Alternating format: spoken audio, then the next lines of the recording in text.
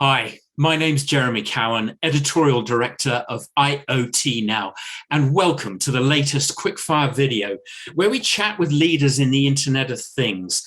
And today we're talking about malicious attacks on corporate networks. And I'm with Drew Johnson, Executive Vice President for Product and Technology at Aeris Communications. Drew, welcome. Great to be here, Jeremy. Thanks. Well, Aeris is a California-based provider of scalable, secure Internet of Things solutions for enterprises. And Drew is an engineer and technologist with over 20 years experience at companies large and small. Now, every day we hear about more malicious attacks on enterprises. But we should all be aware that IoT devices are especially vulnerable for reasons we'll come to. In fact, they are now a preferred pathway for hackers into enterprise networks, not just to access the IoT networks themselves, but for larger data breaches. So to find out what's being done to prevent this, we turn to Aeris and Drew. Drew, can you help us understand the scale of the global threat to IoT from malicious attacks? Are there any global figures to shed light here? Yeah, Jeremy, the stats are actually pretty alarming. What we see out of the industry is that cyber attacks overall, there's an increase of 500% year over year.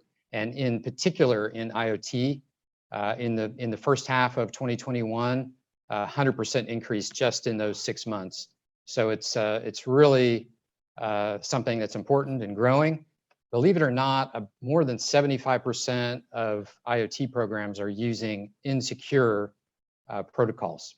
So it's a big problem. There's a lot of vulnerability, and if there is a data breach, the data shows that on average, those cost around $4.2 million.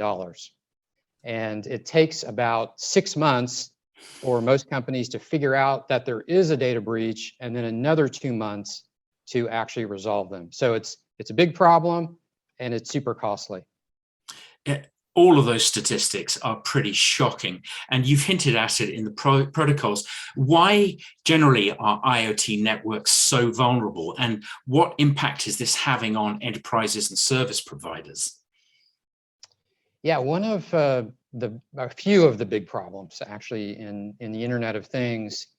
One issue is just deploying into really uncontrolled environments. So it's very different than an enterprise environment where whatever the device is in a secure environment. Here you're talking about uncontrolled environments where hackers have oftentimes direct physical access to the device. And that creates an additional set of attack vectors. So that's one problem. A second problem is just the sheer scale. Again, if you kind of think of just the attack surfaces, and the number of endpoints is increasing that size of the attack surface. So that's a second big issue. A third big issue is that these connected programs are really battling constraints. So they're making trade-offs of how much effort and battery and power do I spend on security versus the total cost of the device. And that's a big issue for a lot of these programs. And lastly, I would say that you got to think of security. It's always an arms race. So having that ability to readily update those devices in the field can be a big challenge. And if you're trying to battle an arms race, if you don't have that ability, then it can be a real impediment to keeping up with the latest security issues. So Drew, looking at the broader picture, what are Aeris and the IoT industry as a whole doing to manage this threat to IoT networks? Yeah, so first of all, Aeris was really founded, focused on IoT and actually turning this, what is fundamentally a many-to-many network, cellular network, into essentially a private network. So it's in our DNA to address many of these security issues. what it starts with is really observation. It used to be that all we paid attention to was the packet sessions. We didn't really look at what was going on inside of those packet sessions. But what we've done now is really instrument everything. So we're paying attention to all the transactions, all the sizes of transactions, the actual IP endpoints, the protocols, the DNS, everything. So it starts there. That's actually the first level of intelligence. And then we're applying additional levels of intelligence on top of that observation. And we've done things like comparing the customer's usage of the network compared to best practices and providing recommendations to the customer on how to make improvements to improve their security posture. If we think about fundamentally saving that $4.2 million that we talked about earlier, that's the number one thing that they can do, is improve their security posture. And then secondly, what we're doing is watching their network behavior compared to their normal network behavior that we have learned, and then looking for what we call indicators of compromise. And those indicators of compromise may very well be a security breach. And then lastly, we provide what's called deep forensics. So once we provide that alert around the indicator of compromise, the customer can use our capabilities to do deep forensics, really look into the potential issue and understand if it's just a service anomaly or truly a security breach. We talked earlier about there being a number of approaches to finding solutions for this challenge to the market. How does your solution differ from others?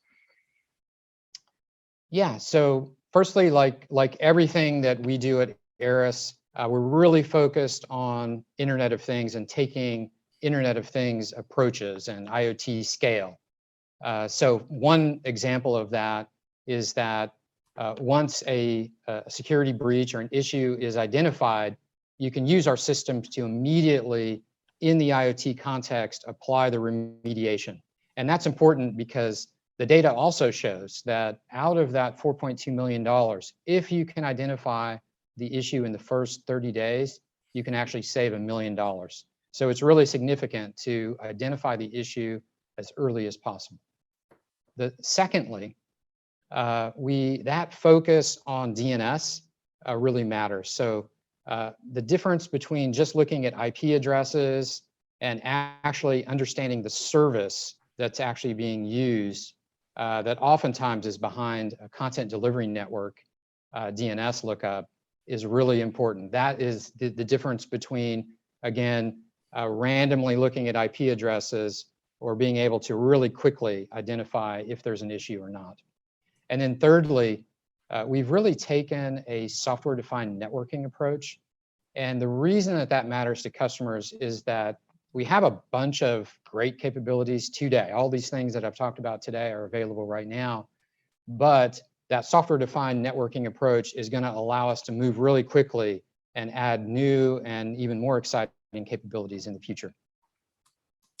Well, I'm afraid that's it. We are out of time. I just want to say a big thank you to Drew Johnson of Aeris for explaining this. Thank you, Drew.